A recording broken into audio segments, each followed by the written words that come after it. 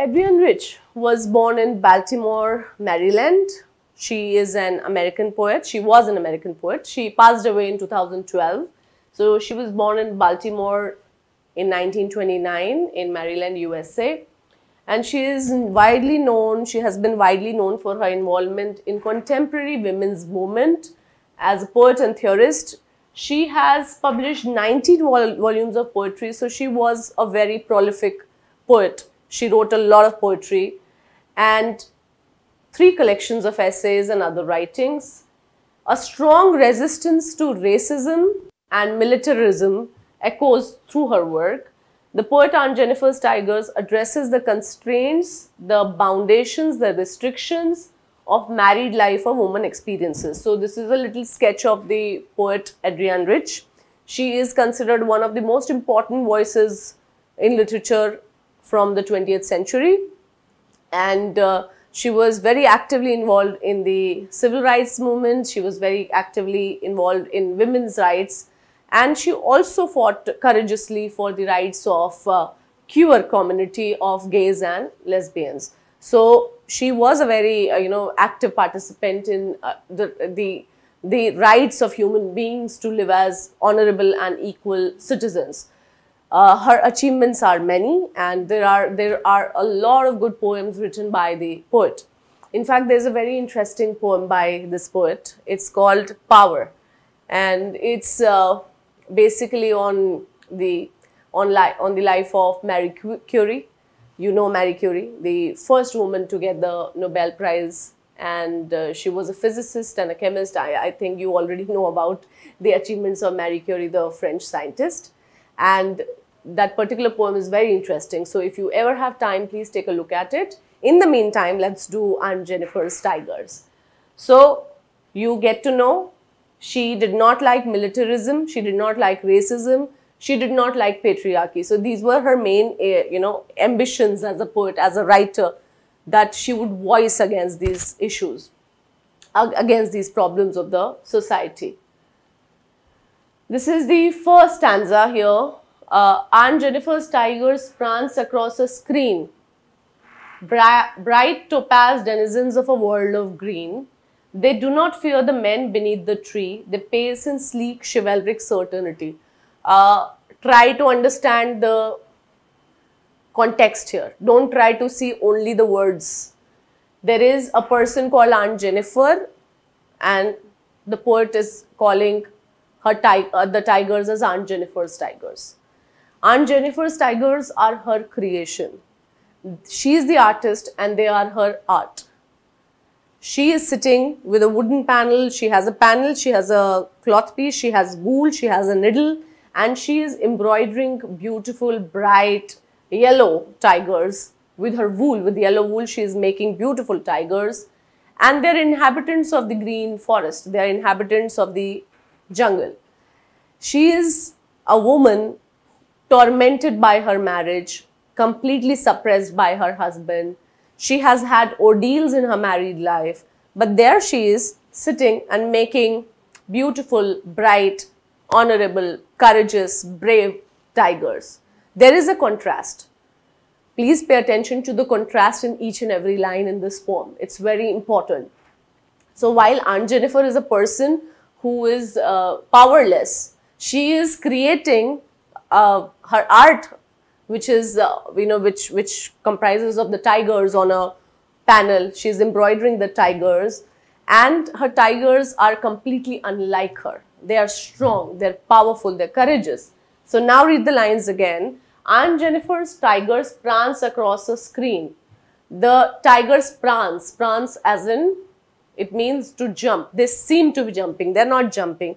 They are made of wool. They are on an embroidery panel. If you have not seen an embroidery panel, please Google it and take a look. It's a very feminine art, because embroidery mostly is considered a very womanly kind of a thing to do.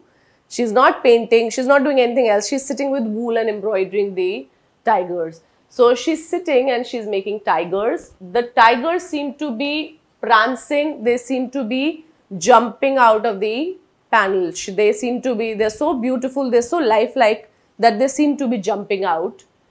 Bright topaz denizens of a world of green. They are bright topaz denizens of a world of green.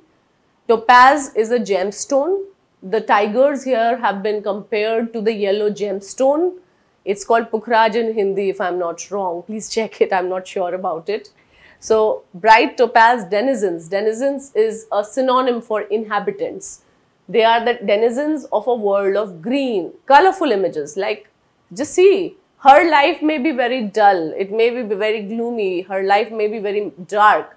But what she's doing is she's making bright topaz denizens. She's making bright yellow colored tigers in the world of green, in the beautiful, happy world of the forest. She's making these tigers. They do not fear the men beneath the tree. While she has a marriage in which she is completely dominated by her husband, who's called uncle in the poem. So she's completely under the dominion of her husband. She is a dominated being, powerless being. She is making tigers that are not scared of anyone. If there are hunters in the jungle, if there are, people hunting them down in the forest, if there are men in the forest hiding under the trees, the tigers are not scared of them. The tigers are completely fearless. They pace, they move in sleek, chivalric certainty.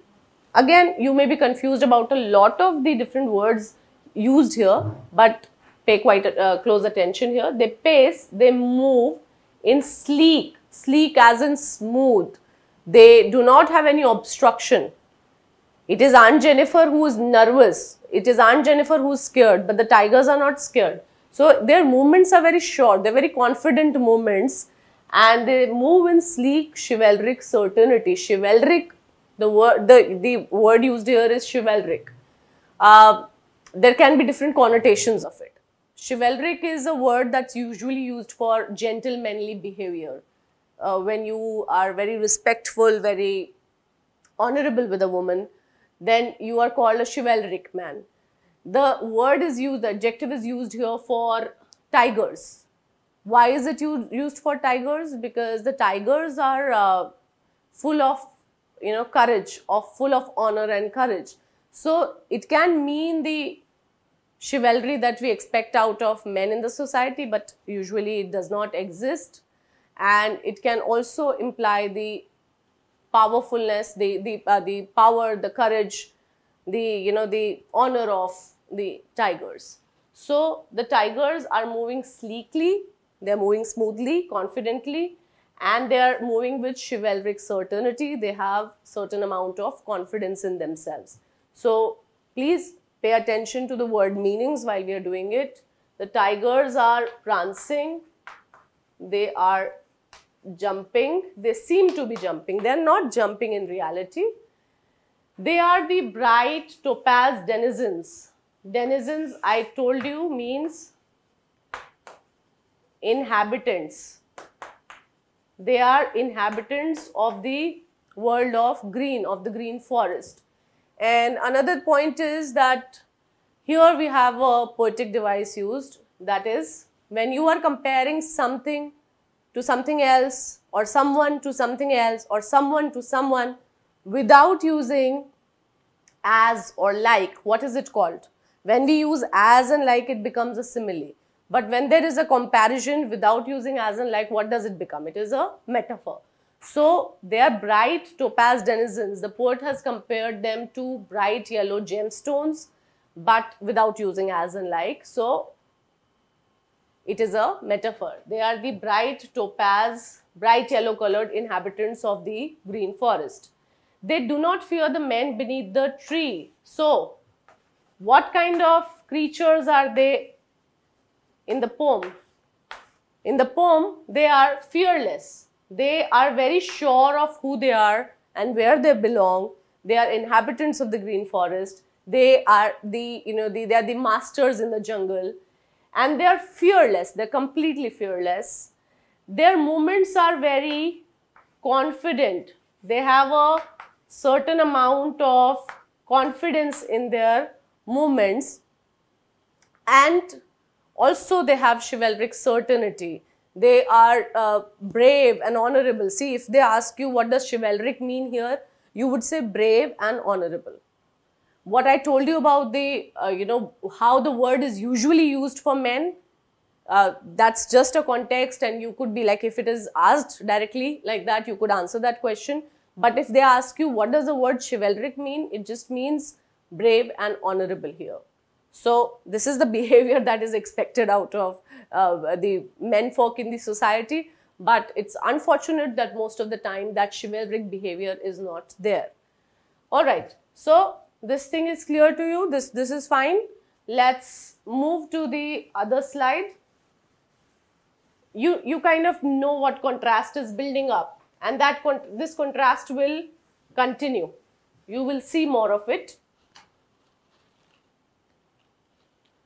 Aunt Jennifer's fingers fluttering through her wool. So you just got to know how are the tigers moving. The tigers have a very firm movement with smoothness, with confidence. They are moving on, and they are the proud denizens of a green forest. They know what they own, what kind of power they have in the forest. But here there is a woman who's making them on the embroidery panel. Her fingers are fluttering. Again, something that's used for birds, like fluttering. The bird was fluttering. It rained and, suddenly it fluttered its wings. So the fingers are fluttering. Her fingers are nervous, or is she nervous? She is nervous. Aunt Jennifer has had to bear so much torture in her marriage that she has become a very nervous person. She has undergone so much of mental, emotional trauma in her marriage that she has become a nervous wreck completely. So much that she has come to a level, she has come to a stage in her life that even though that small ivory needle, the needle with which you embroider using the wool, it's a very small needle, it's not a heavy needle.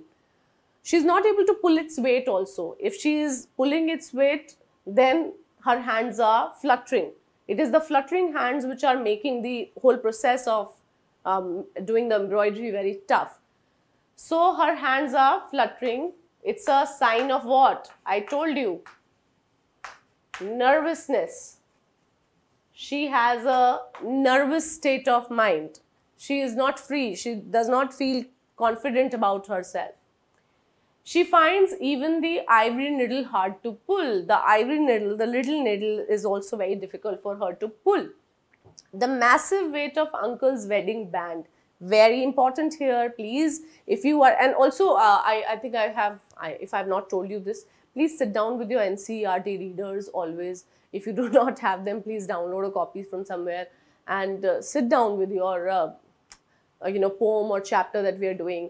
Underline things, write your notes while you're doing the lecture. That always helps because it helps you, to interpret things in your own way.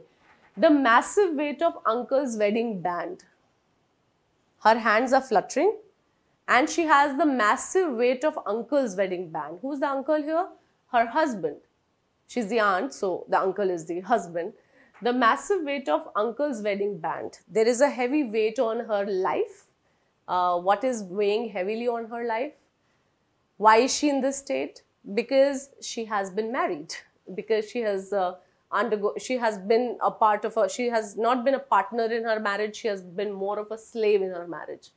So because of that, she is very nervous now. And there is a massive weight that is there on her ring finger. That is the wedding band. That is the wedding ring.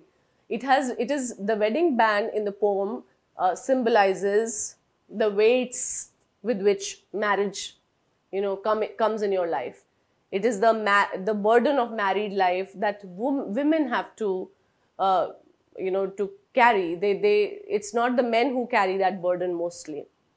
In a patriarchal setup, in a society in which women do not have that kind of power, they are just slaves in a marriage. So the wedding band, it is this bondage that she has through that band that's highlighted in the poem. The massive weight of uncle's wedding band. So the wedding band becomes a symbol of the tyranny in a marriage, the dominion in a marriage, the dictatorship of a man in a marriage. So note down these things. It could be the domination of a man, the tyranny of a man in a marriage, the burdens, the societal burdens of marriage that that weigh very heavily on women's lives, sits heavily upon Aunt Jennifer's hands. So she is nervous, her hands flutter, her fingers flutter, her fingers are symbolic of her nervousness. Please pay attention, symbols used in the poem. Her hands are fluttering, her hands are shaky, she's finding it difficult to even do basic things, simple things, normal things like lifting an ivory needle. And this nervousness of her life is actually an impact of her, it's a result, a consequence of her married life with uncle. So the wedding band sits heavily on her hand. Moving on to the next slide now. When aunt is dead, her terrified hands will lie, still ringed with ordeals she was mastered by. The tigers in the panel that she made will go on prancing, proud and unafraid. When aunt is dead. Now this is the poet talking to us about what lies in the aunt's future. What lies in our future? Obviously, in everyone's future there lies death, the possibility of death, the idea that when you're born, you are going to die. So aunt has lived a very disturbed life, a nervous life. She has undergone so many problems in her married life. But when she dies, will she die with the same burdens? The poet is of the opinion that yes, she will die with the same burdens. The ring will go with her. The wedding ring that has become a part of her existence, that has become a part of her life, that symbolizes her bondage in the marriage. She's going to die with the same burdens. She will die. The artist will die. But what happens to art when an artist dies? Art remains, the artist passes away. This is the main thing, right? So she has embroidered beautiful tigers, she has made a beautiful tapestry, but when she dies, the symbol of her desires will stay. A question is usually asked, why is she making tigers? Why is she choosing to make such brave creatures? She is choosing to make these brave creatures, these courageous creatures, because it is her innermost desire to be free, to have that kind of power that is usually bequeathed upon men in the society, but women do not have that kind of power. So she wants to be free, brave and certain and confident about her life, but she's not. She's not had that opportunity, she has not had that privilege that is usually given to men. So her creatures that she makes, the creation, the creativity that she has, it is a reflection of her innermost desires. So when she passes away, when she dies, she will be buried with the ring in her hand, and she is going to, her life, already she is, we can presume that she is already old. And when she dies, she'll die with the same burdens. Her life cannot get out of these burdens now. There is no respite for her, relief for her. So she can express herself only through her art. And when she dies, the tigers will go on prancing, proud and unafraid. See, prancing is a word which means jumping. The tigers are not jumping, they seem to be jumping, as I told you at the beginning when we discussed this. They will go on prancing means they will stay. Her desires, the symbol of her desires, they will stay because they are an art form, while she will die. Another way this can be interpreted is that while she will die bearing the burdens of patriarchy, she will, she already is a nervous wreck. She will pass away with the same burdens, she'll be buried with the same burdens, but the whole idea of male power will continue, that there is no respite, there is no relief for women like her in the society. But this is just an interpretation. You could be like, if there is a long answer type question, or there is a question which asks you this, you could write it as a possible interpretation, that the death of aunt will not change anything. Masculinity, the idea of masculine power, the idea of male dominion will continue unless it is, it is the women rising up and fighting against it, fighting it out like it is happening now. We have the feminist movement as a result of these kinds of things, because there was no power with women. So Adrienne Rich, the poet herself, was very involved in women's rights movements, which is perhaps why she wrote this poem. A lot of her poems are on similar themes. If you look at, even though they are not in your syllabus, but if you take up any of her poems from the web, you will see that there are common themes running in her poems.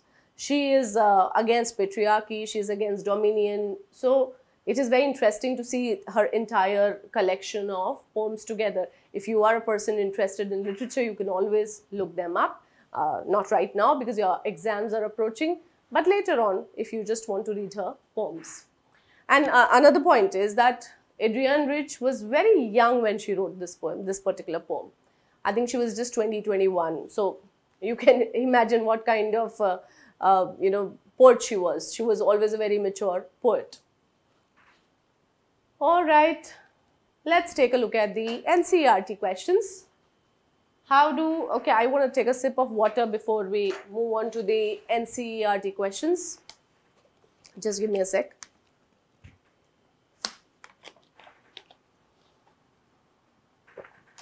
I am a huge fan of the NCERT questions.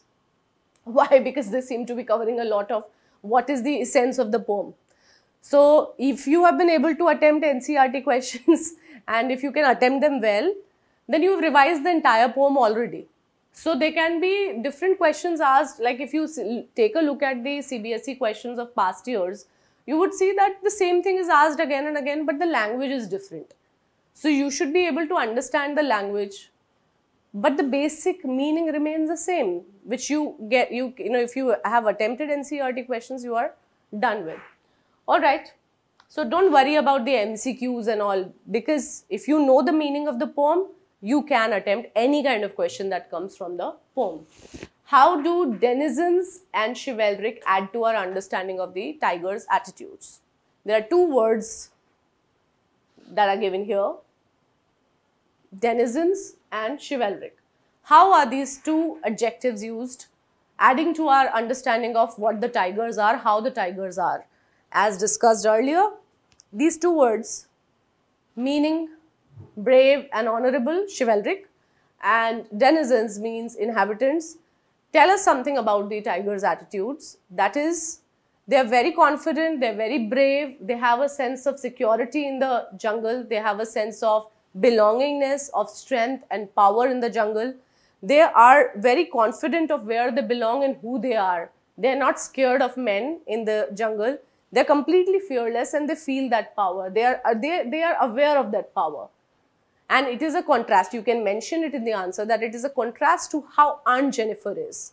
She is a nervous wreck in her own house. She does not have any power in her marriage. She has a relationship of slavery. Her fingers flutter. So it's a contrast that we see. Why do you think Aunt Jennifer's hands are fluttering through her wool in the second stanza? Why are her hands fluttering? She is doing the embroidery and hands are constantly fluttering. Why are her hands fluttering?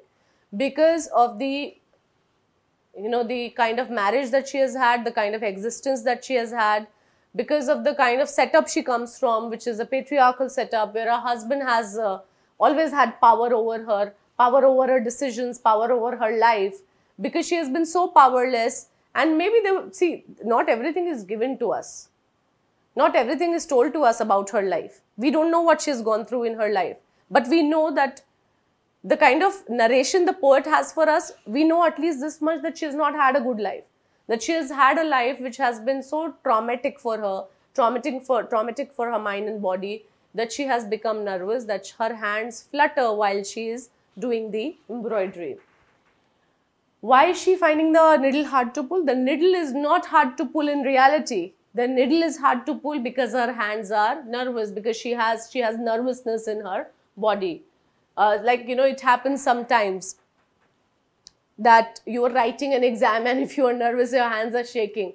So because you've been so scared of the exam, the idea of writing an answer sometimes, that your hands are shaking because you've rendered yourself like that. You have taken so much pressure that you become like this. So in her life, her marriage is the pressure. At least that's what the poet is suggesting to us. And we have no way of knowing anything more. All right. What is suggested by the image of massive weight of uncle's wedding band? Here, we already know the answer because we discussed it. The image of massive weight of uncle's wedding band, it's the wedding ring that we are talking about, and it is the burdens of married life. So note it down. It is the burdens of married life that a woman has to experience. That is the image drawn here by the poet, by massive weight of uncle's wedding band. Of what or of whom is Aunt Jennifer terrified with in the third stanza? In the third stanza of the poem, of whom is she terrified? Of whom is Aunt Jennifer terrified? Is she afraid of the tigers? No, she's not afraid of the tigers. She's afraid of her husband. She's scared of her husband. She has a life in which her husband is more like her master. So she is constantly in fear of her husband, of the traumas that she has to live with. What are the ordeals? Ordeals means problems, troubles.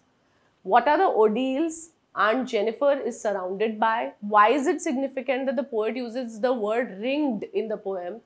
What are the meanings of the word ringed in the poem? See, please try to connect the word ringed. This word in the poem, ringed, has to be connected to another ring. What's the other ring that we are talking about? We are talking about her wedding band, her wedding ring. Wedding band is the wedding ring. Rings sometimes are also called bands.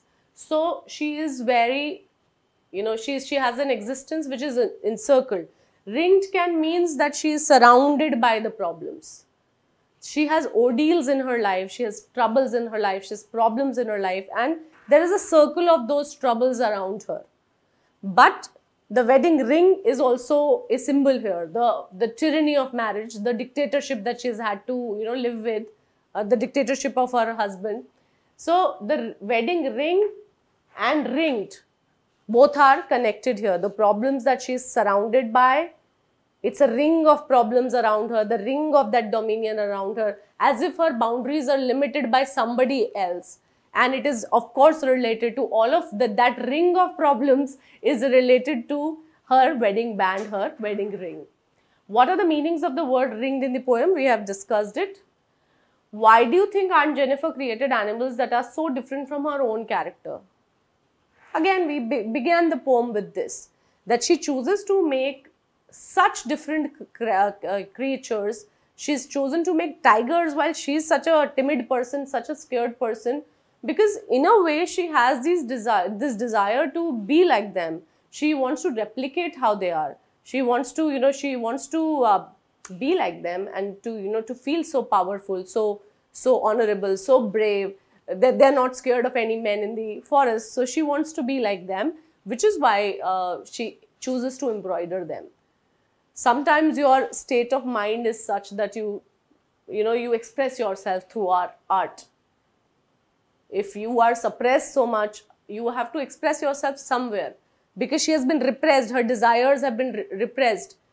Maybe she really wants it every day to be powerful, to be an equal in the society, but because that privilege is not with her, she has her art with herself, through which she can at least express herself.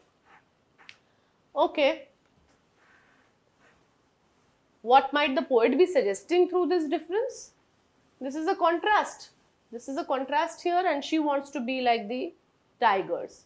Alright, moving on to the next slide, which is again NCERT questions only. We have the last two questions from the NCERT book. Interpret the symbols found in the poem. The symbols are the wedding band.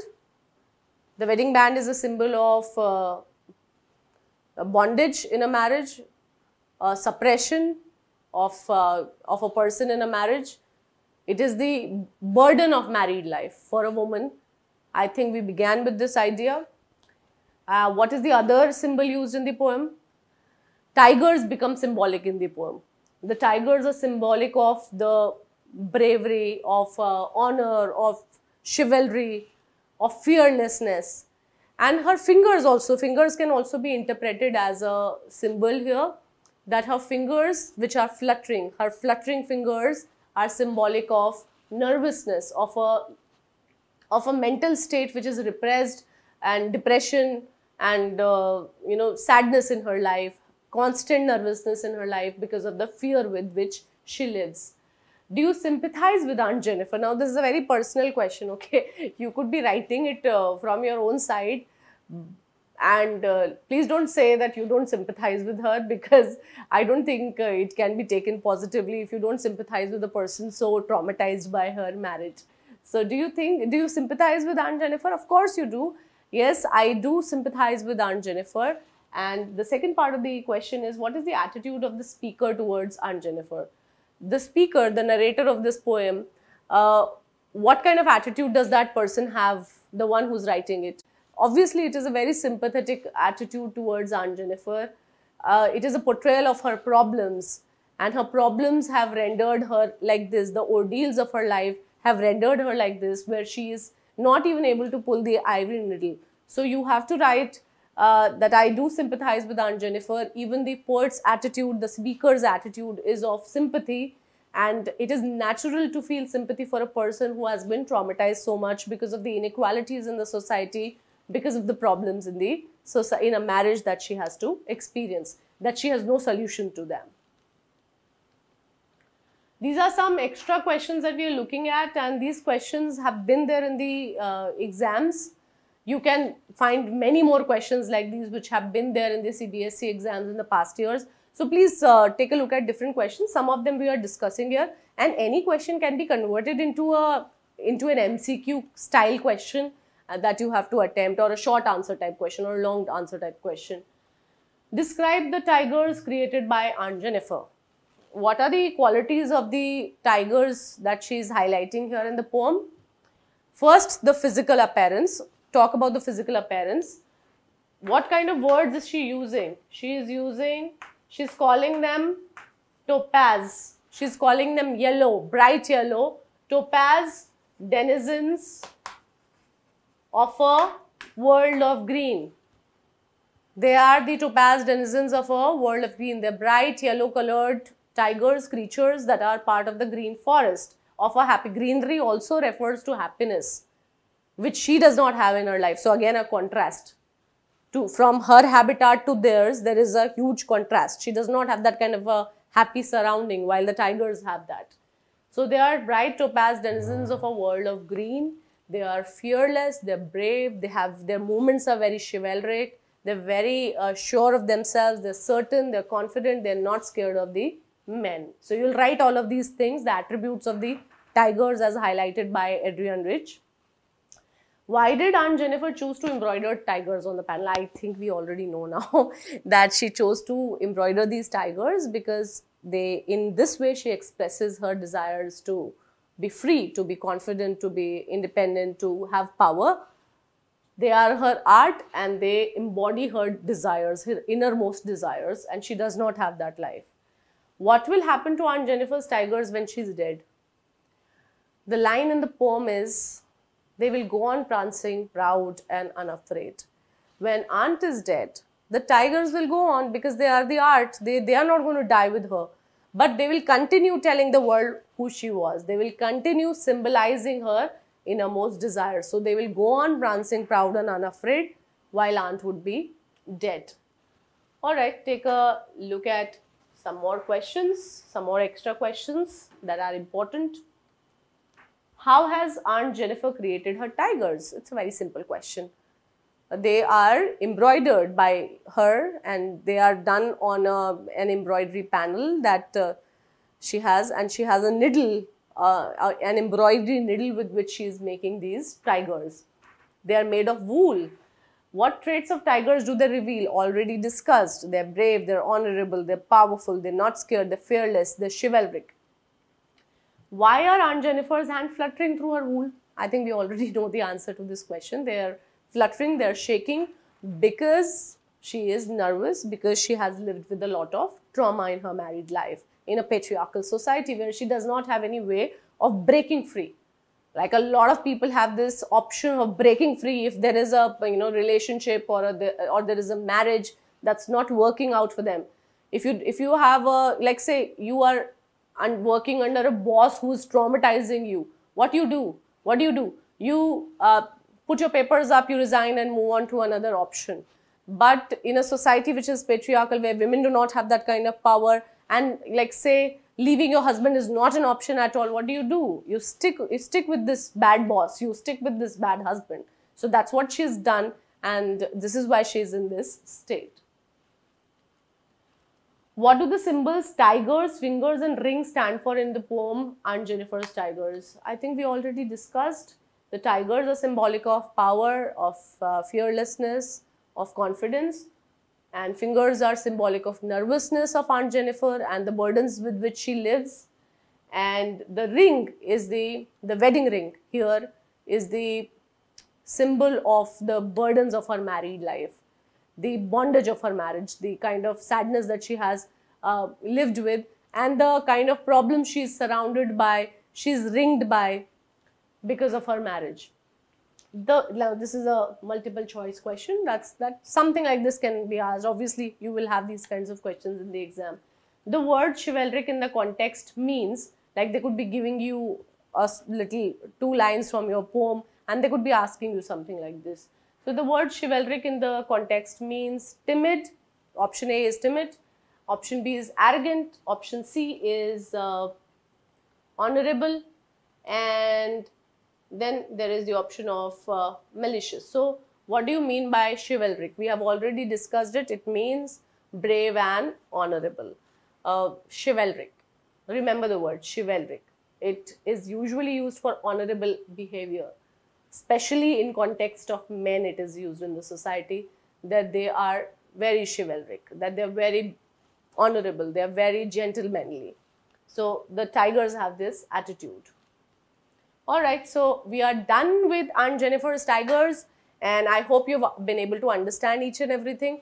What you do is you keep revising the lines of the poem, and you would be able to have your own interpretations. Please be very precise and specific in your answers. Do not waste time writing a lot. If they're asking you what do you mean by the word chivalric, please answer that, of course, in your own language, and I shall see you again for your next lecture. This is Ambika Singh, your teacher, signing off. Please take care. Bye.